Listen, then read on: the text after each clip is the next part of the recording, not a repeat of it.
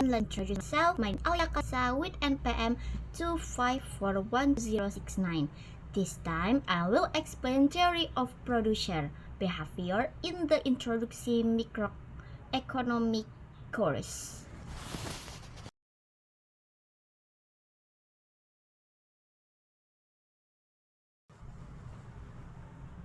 Produsen merupakan orang yang menghasilkan barang atau jasa untuk dipasarkan atau dijual.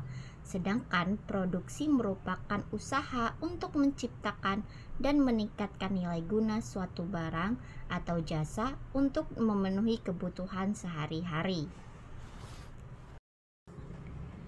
Pengertian teori perilaku produsen.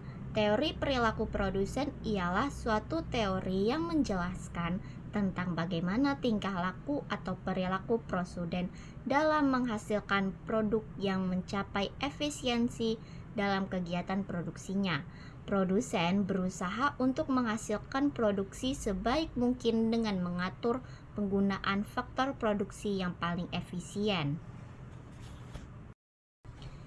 Di dalam produksi terdapat proses produksi tertentu yang harus dijalani sehingga bisa menghasilkan barang yang berguna, di mana proses produksi tersebut meliputi sebagai berikut. Yang pertama, from changing activity adalah kegiatan mengubah bentuk dari suatu barang, di mana proses ini masuk ke dalam proses input atau masukan. Yang kedua adalah transportation, adalah kegiatan memindahkan barang dari suatu tempat ke tempat yang lainnya, yang merupakan sebuah proses penggabungan. Yang ketiga adalah storage, adalah kegiatan menyimpan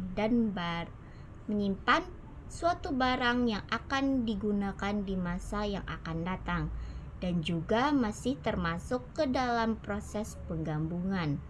Yang keempat adalah merchandising, adalah kegiatan memperdagangkan suatu barang agar sampai ke tangan konsumen yang membutuhkan, di mana proses ini merupakan proses output atau keluaran. Yang terakhir adalah personal service, adalah kegiatan yang dilakukan oleh seseorang yang orang lain mengakui keberadaannya, di mana proses ini juga masih masuk ke dalam proses output atau pengeluaran. Lalu ada tujuan kegiatan produksi. Dalam kegiatan produksi ada beberapa tujuan yang akan tercapai, yaitu yang pertama menghasilkan barang untuk memenuhi kebutuhan konsumen. Yang kedua, mendapatkan keuntungan sebanyak mungkin. Yang ketiga, sumber daya, memaksimalkan sumber daya yang dimiliki. Yang keempat, meminimalisirkan biaya produk. Yang kelima, memaksimalkan hasil produksi. Dan yang terakhir adalah mencari tambahan modal. Seorang produsen juga memiliki permasalahan. Permasalahan seorang produsen adalah bagaimana dengan adanya modal yang terbatas bisa menciptakan barang dengan kuantitas dan kualitas yang cukup baik. Peran penting seorang produsen yaitu yang pertama, produsen menjadi seorang manajer yang mengkoordinasikan faktor-faktor produksi, baik tenaga kerja, tanah, sumber daya alam, kapital atau modal, bahan-bahan baku, dan entrepreneur atau keahlian yang ada di dalam masyarakat.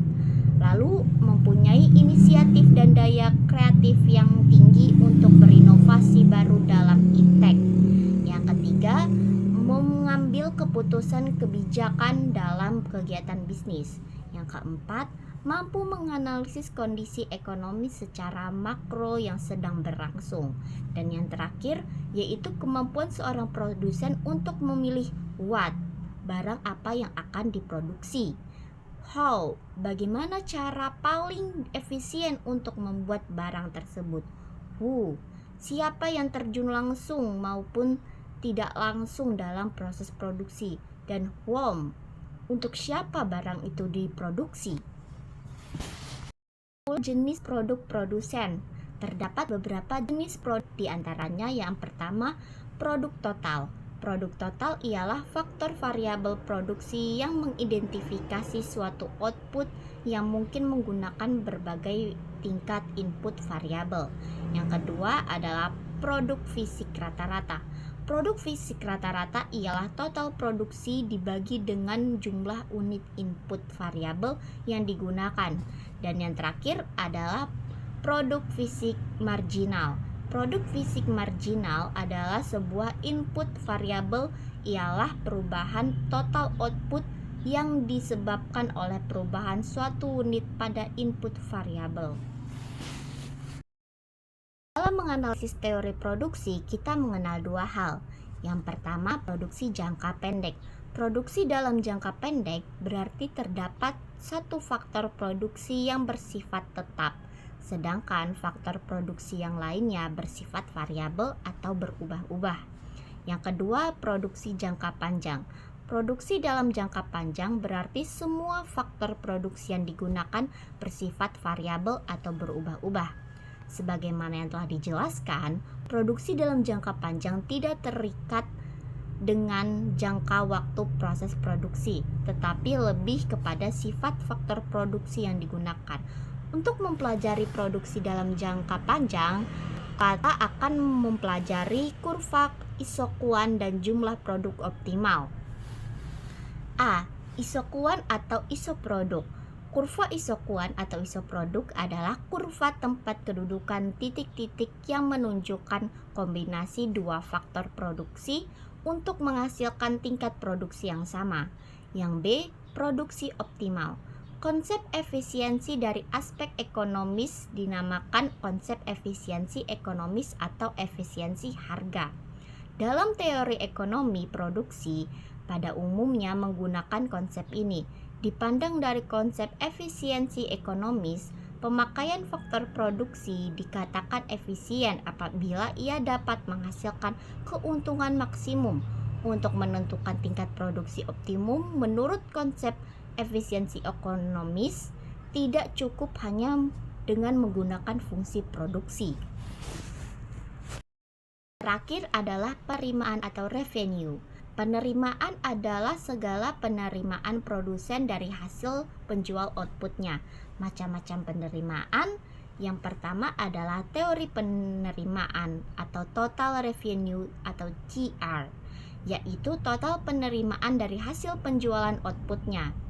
Yang kedua adalah penerimaan rata-rata atau average total revenue atau AR, yaitu rata-rata penerimaan per kesatuan produk yang dijual atau yang dihasilkan, yang diperoleh dengan jalan membagi hasil total penerimaan dengan jumlah satuan yang akan dijual.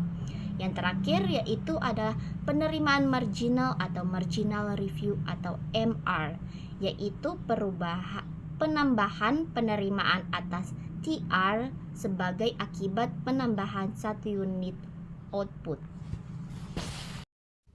Terima kasih sebelumnya kepada semua audiens yang menyempatkan diri untuk mendengarkan materi saya hari ini. Saya tutup. Wassalamualaikum warahmatullahi wabarakatuh. With that, my discussion of the material has ended. I hope what I conveyed was conveyed well. Thank you again. Sahabatnya sudah acuh tadi. Terima kasih dan jumpa lagi.